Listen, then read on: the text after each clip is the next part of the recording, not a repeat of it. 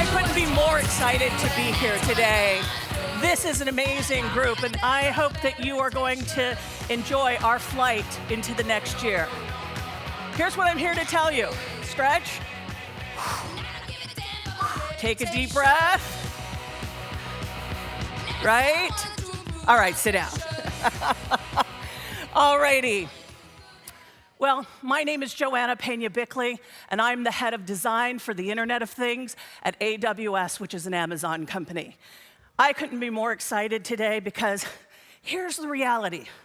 While we live in incredibly complicated times, there is a lot to be hopeful for. And so this morning, what we're going to do is take you on a fast track to 2020. Because the reality is that we are all in this race together. Let me make sure I can get to the next slide. There we go. So I'm here to report to you that Spaceship Earth needs design leadership like you cannot believe. I have read over 300 plus consumer reports as well as enterprise reports and talked to over 2,000 plus executives across the planet.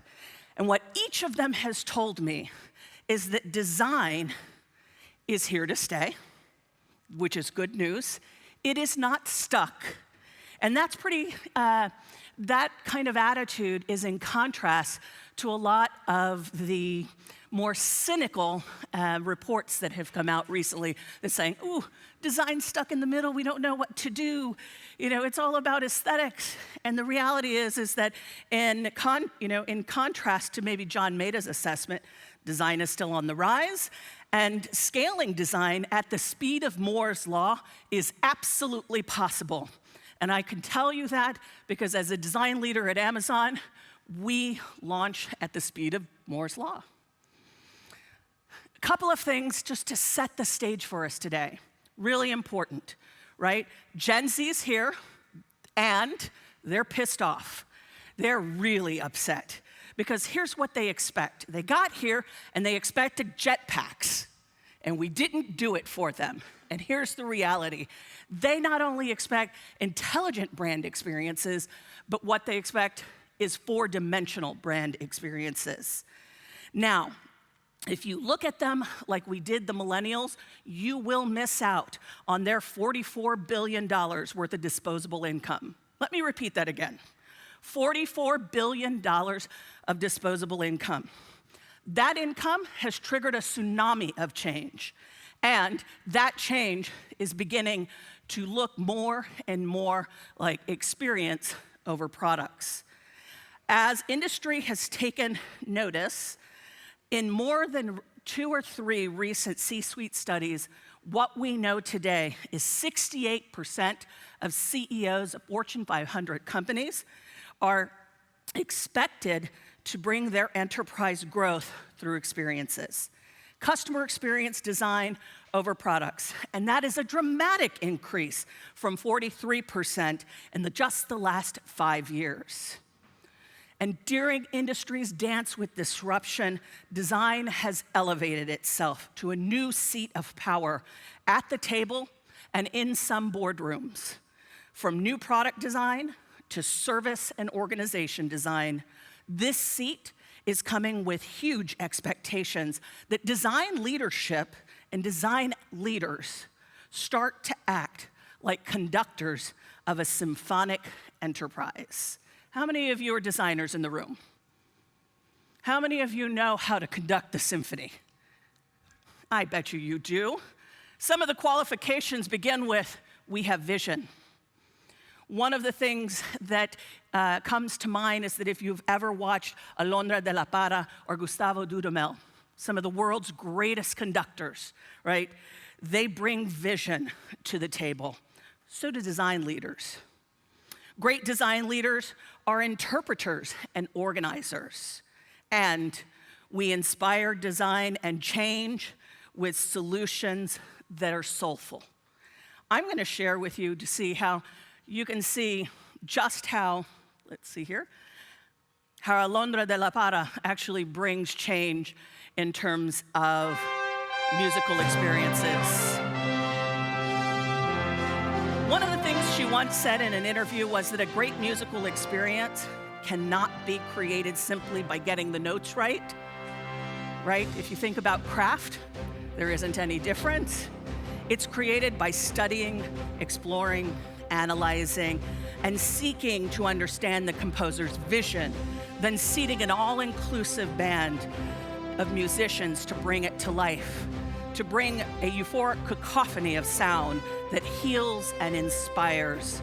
Design leaders have the ability to conduct the enterprise like a symphony to deliver intelligent, four-dimensional experiences that matter for customers and our world. So like the finest conductors, design leaders know that this is more than just a creative career or a job. It's a calling. It's a never-ending journey throughout our lives. It certainly has been for me. So I want to talk to you a little bit about the symphonic enterprise.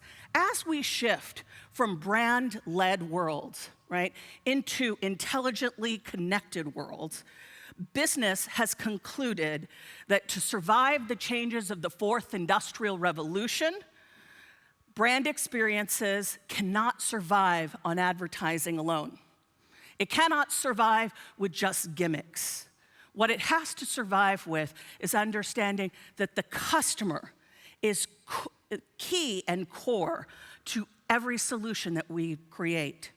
As a design leader at Amazon, I understood one of the first things that we had to do was to decode our customer-obsessed philosophy. We get up every morning and we rise for our customers. And so that part of our peculiar culture is what has established what we call a flywheel. Every business within Amazon actually has a connected flywheel. We establish everything, and what we are constantly looking to do is improve and iterate on that customer experience. So when we think about that, in our symphonic enterprise, the flywheel represents a repeating melody, a tonic of a great song. Embedded in those well-written poetic stanzas are the macro movements and the micro minuets that are redefining intelligent 4D experiences for a Gen Z-driven 2020. As you can see, all of these pieces, you see some of these keywords: lowering prices, design.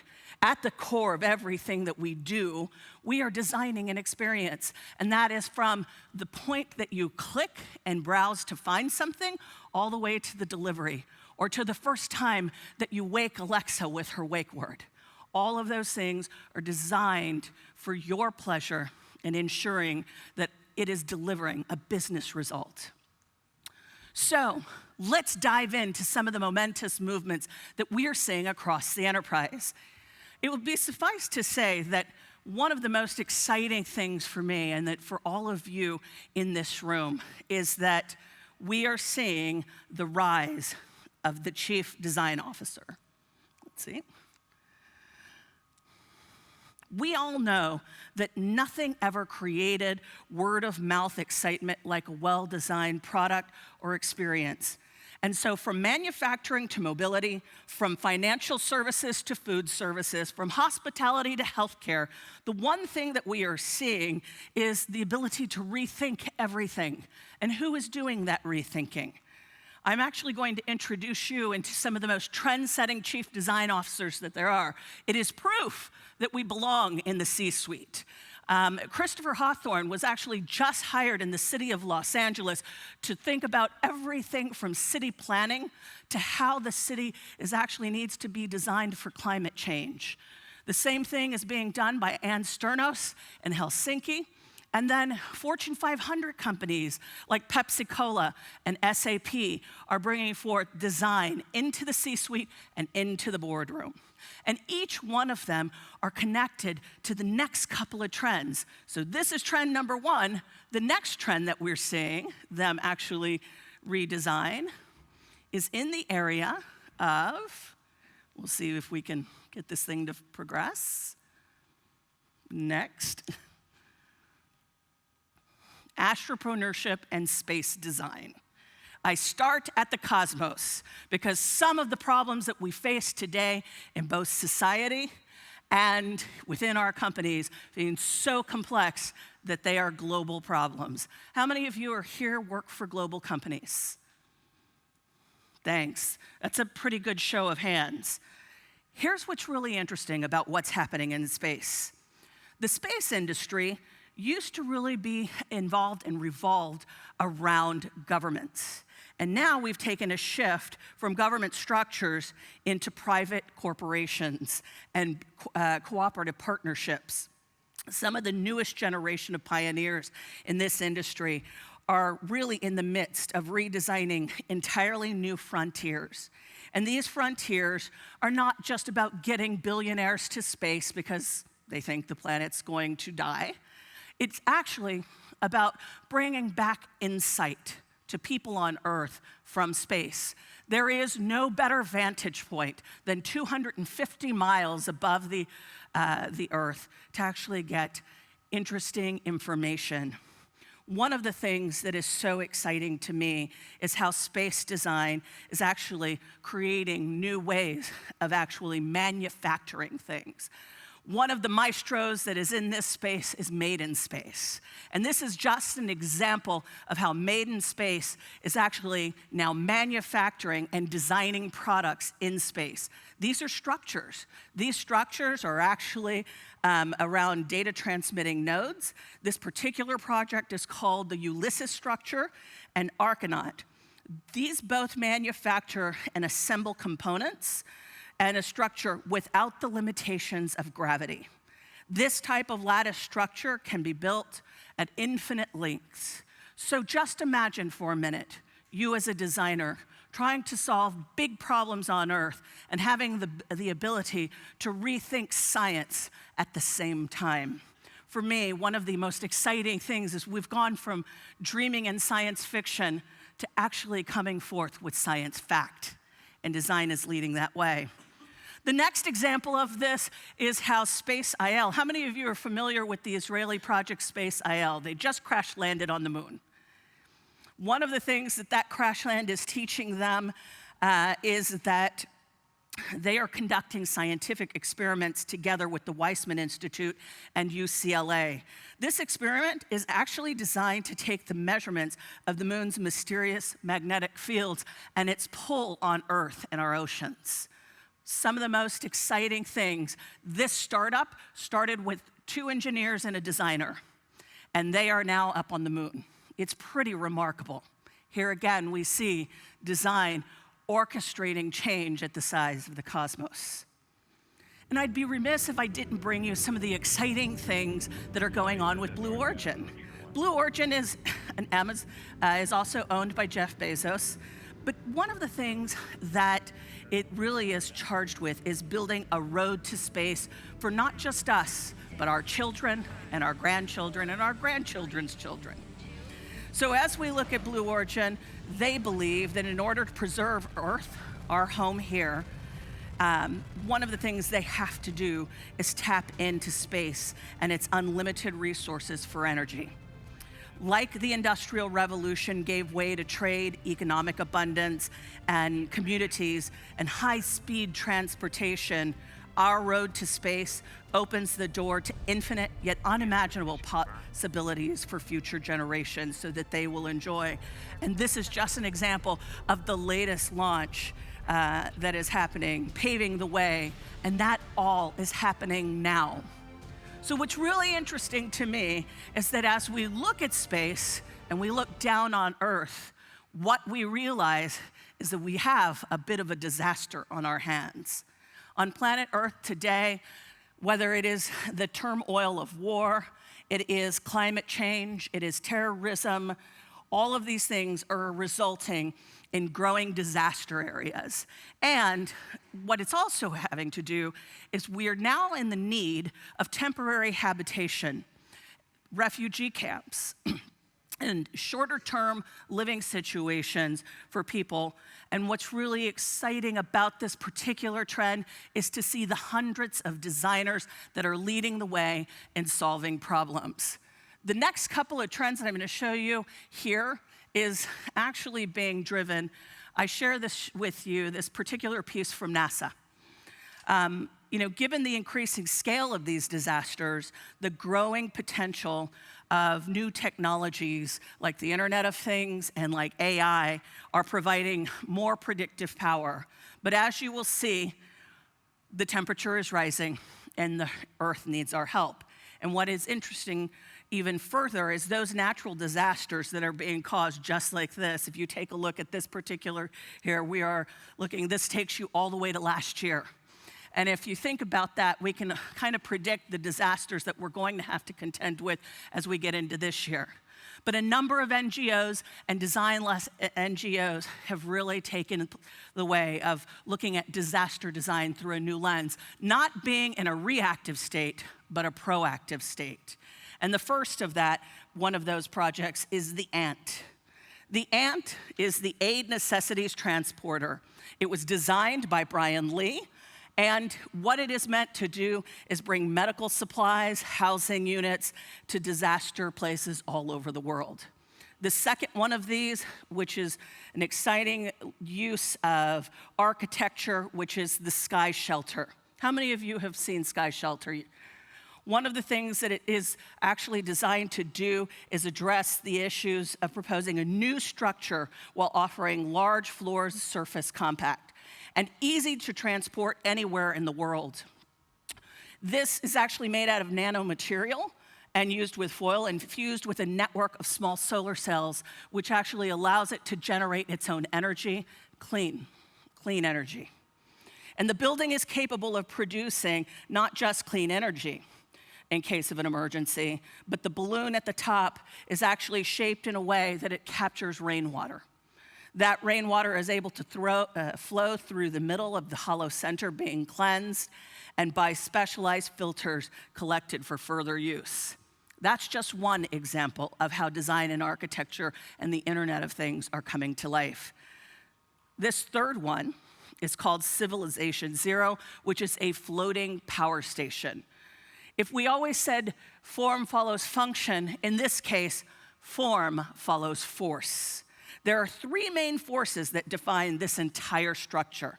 It is wind, wave, and tidal energy.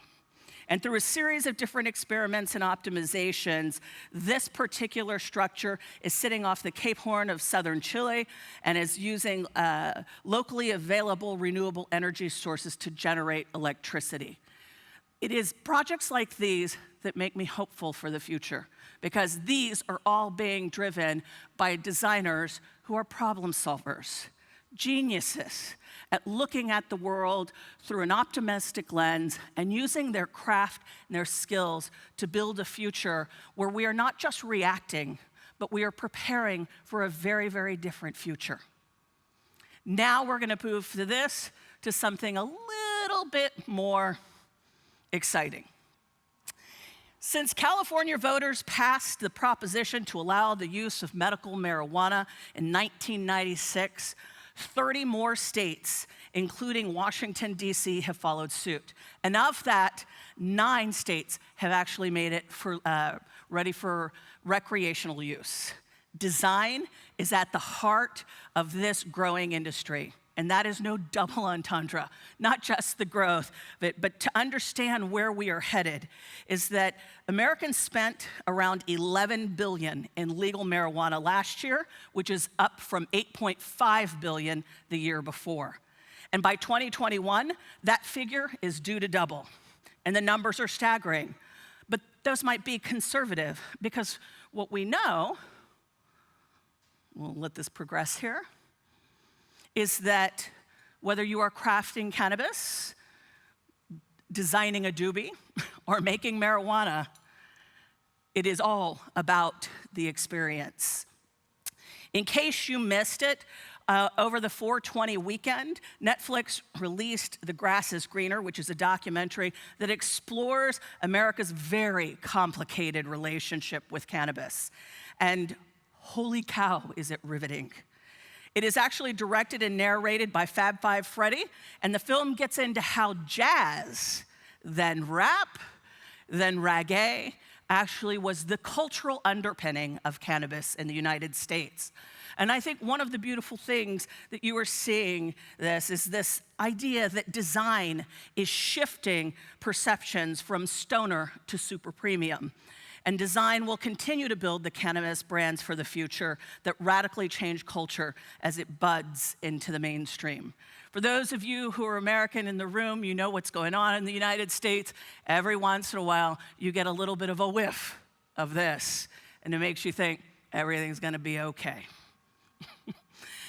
I introduced to you the maestros within the movement, the pot movement, because they are designers, and it's a really exciting time. The first one is Adriana Kurtzner. She's written a phenomenal book that actually seeks to rethink how we shift these long time held thinking around cannabis. So one of the questions that she asks is, how does design actually play a role in shifting us from Cheech and Chong to chintz and choice? So this particular book, I highly recommend it. You can get it on Amazon.com.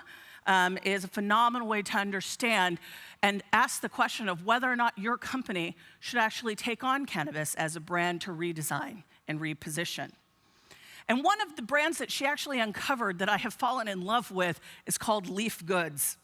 Leaf Goods is an elegant chocolate that could actually be mistaken for a Mask Brothers bar, which of course is entirely the point. The reality is that Leaf Goods' sleek and modern packaged chocolate wrappers embody weeds move upstream into the upstream market. And it is women like Megan Stone who are actually creating an entirely new practice around what it means to reinvent retail and design retail in the shape of weed. Megan has actually started her practice in about 2013. She is the #1 cannabis store designer, and she has designed stores from Portland to Washington to California and everything in between. And one of the ones that she's actually taken on is Sarah. Sarah's an interesting one because here, the aesthetic of the Portland-based company is actually greenhouse-like display cases. And one of the things that makes it so incredibly special is that what you see this shift from just a potent little herb, but into a place of becoming actually the new way of thinking. They are the self-proclaimed modern druggist. So, no longer need to go to Boots. You can head to Sarah to get this. If we toggle from doobie design into something that I would say it has been so surprising to me, and maybe it shouldn't have been, that after talking with every one of the influencers in business and design, the topic of design ethics was at the top of their list. It wasn't just top of their minds, it was top of tongue. The path to personalization at scale, I think we can all agree, has been riddled with really jagged ethical questions. For the first time, designers, not just the engineers, are leading a conversation about privacy and security. Design ethics requires that the design leaders and the industry as a whole look to honestly consider the impact of our work on the world.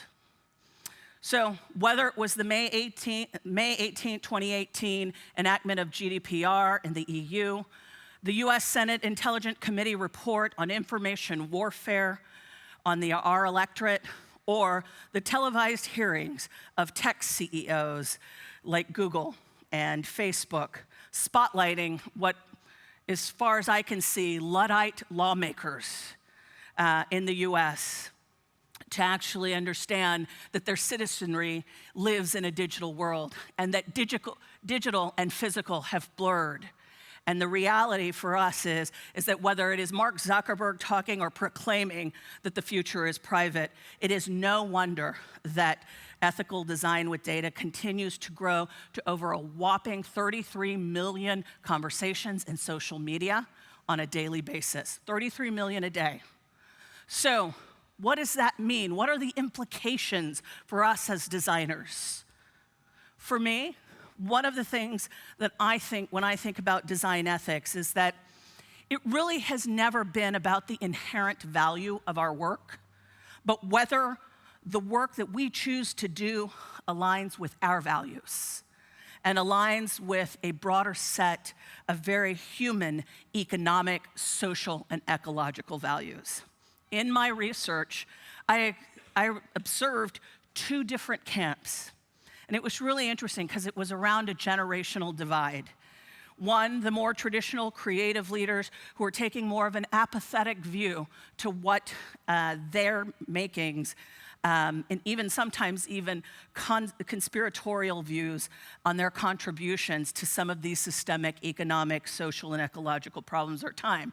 Then there was a camp of really optimistic designers who were at the forefront of these conversations. The reality is that if you are a design leader who is sitting on the sidelines waiting for something to happen, the opportunities of the fourth industrial revolution will pass you by. I think it's a time to think, act, and impact, no matter what industry you're in. And the designers are actually the best equipped to have some of these most empathetic conversations. Most design leaders, the message is crystal clear. The time for cynicism is over, and the move fast and break things era is really over. I think we broke democracy, and we have an opportunity to stop here, learn from our past, and actually start to look at how emerging technologies like IoT, AI, blockchain, quantum computing inevitably both have their merits, but they also have risks. It's design executives who are deeply weighing the extent to which both the benefits can be maximized, right, but the risks mitigated. We do this every day in you think about digital design, we never really thought about the physical world, but the reality is there is no difference between the two. And so we as designers have the imperative to start discussing these. Design leaders, if you have a ground game in this area, it will start with an updated code of conduct with the design certifications that outline design professionals' fundamental obligations to clients, customers, and professional peers. The other thing is truly around this idea that what we are doing is not just creating and engineering innovations for innovation's sake, but delivering inventions that show human growth and generate a sustainable and positive impact for all. How many of you are familiar with Bucky Fuller? If you haven't, please read Spaceship Earth. It's really a phenomenal book. But one of the things it actually teaches is design ethics in a very, very simple way.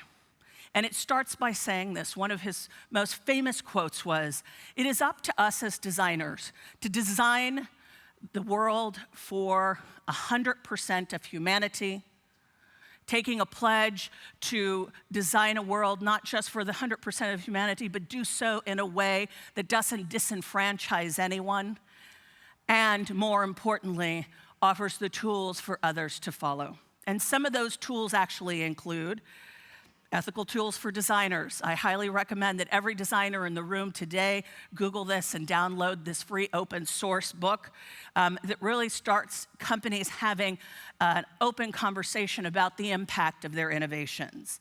And let's be clear, it isn't just public companies and governments that are having this conversation. It's actually private industry. And some of that private industry is led by designers. This coming year, I dare you to have the conversations in public around policy debate on ethical design with data, and consider a few things. We should be at Davos. We should be at South by Southwest, CES, IXDA, and Cannes Lions. And in the jury rooms, having conversations and actually making design ethics, not just a book we take home and eventually throw away, but something we bring back to each one of our teams and begin looking to create the principles and tenets that actually have an impact on our world. One company that has started to do this out in Seattle is an agency by the name of, let's see if we can get to the next slide.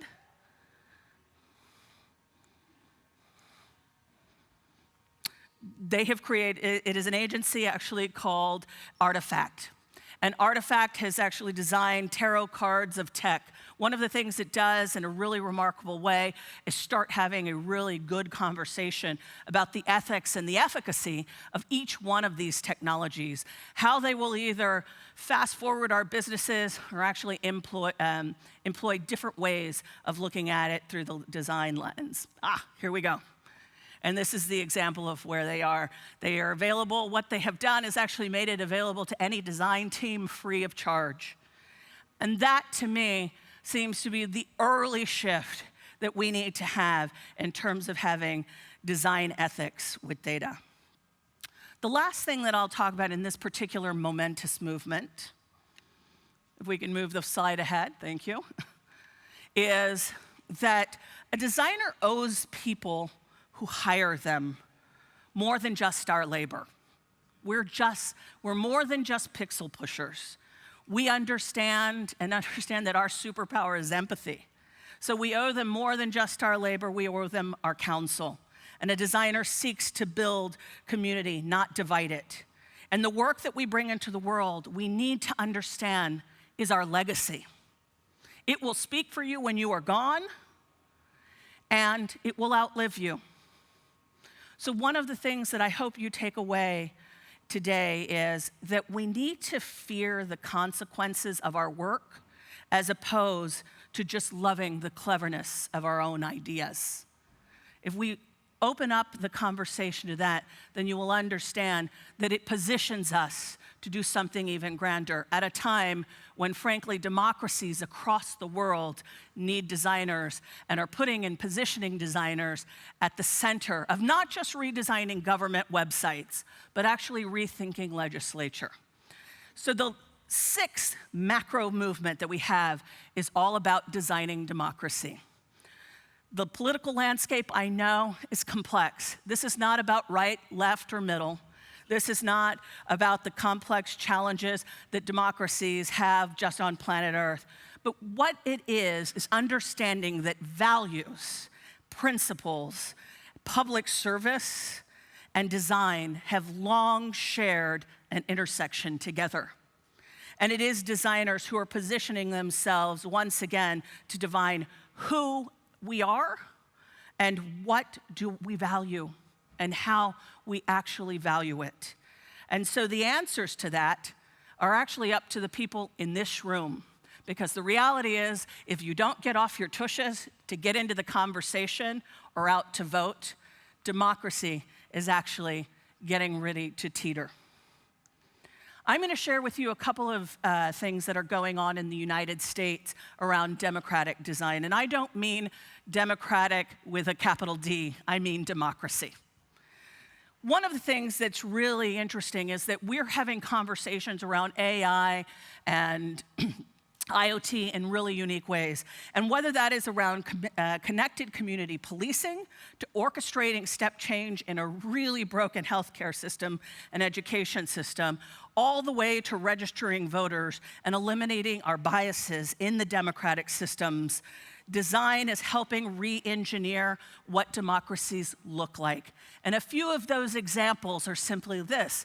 The maestros to look at is AIGI's design part of politics. One of the things they are doing is looking at how there are biases, potentially implicit biases, built into how we vote.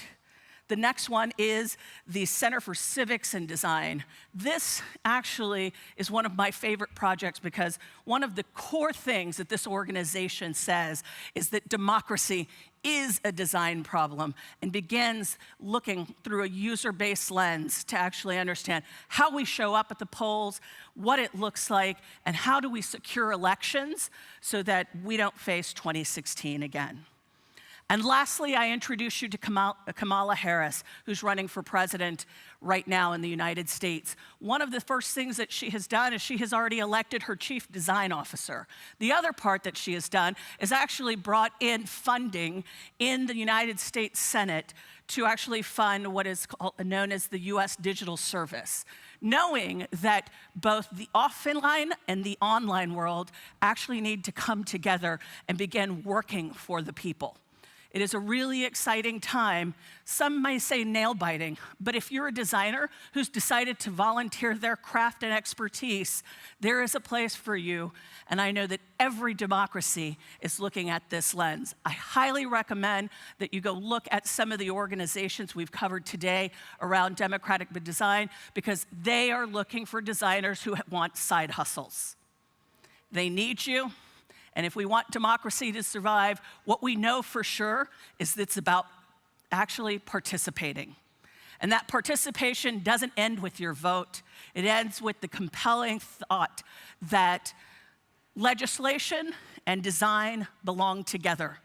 User-centric legislation, without looking at it through the lens of the humans, will do nothing if we don't actually design a better future for our children.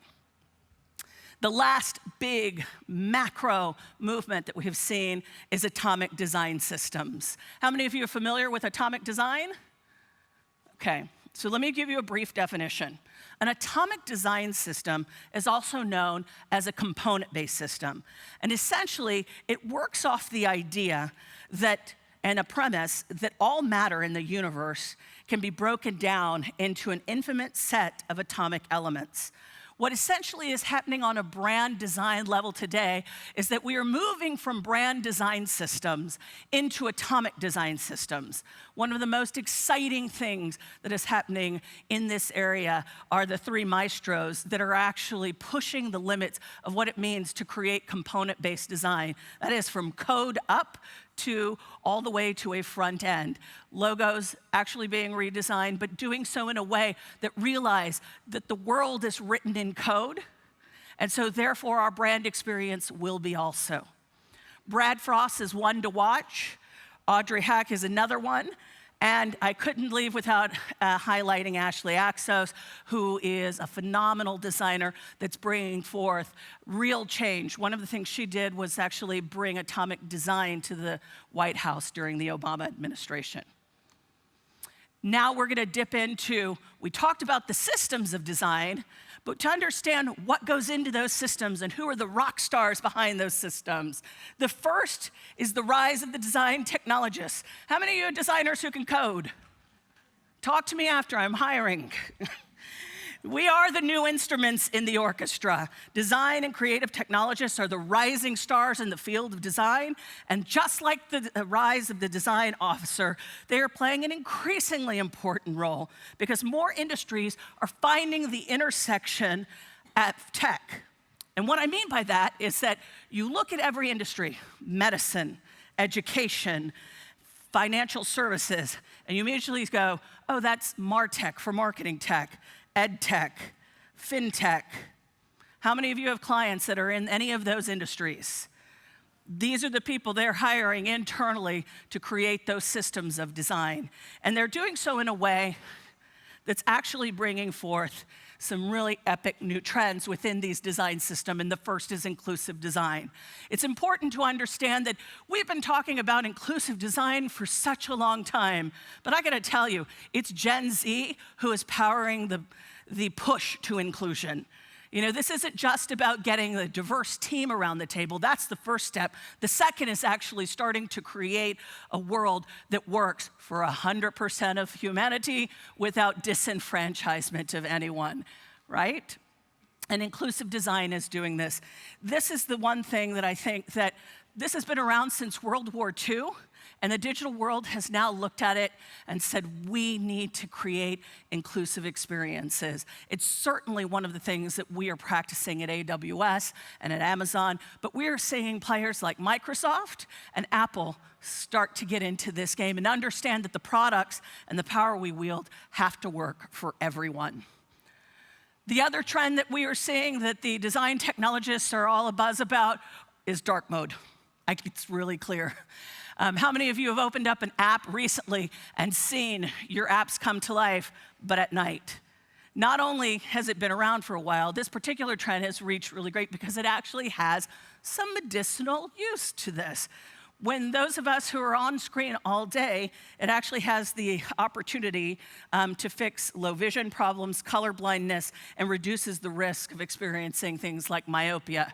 These glasses come from years of sitting way too close to a screen coding. And if I wouldn't get to it, one of my favorite other trends that is crafting the Minuet design system is bold colors.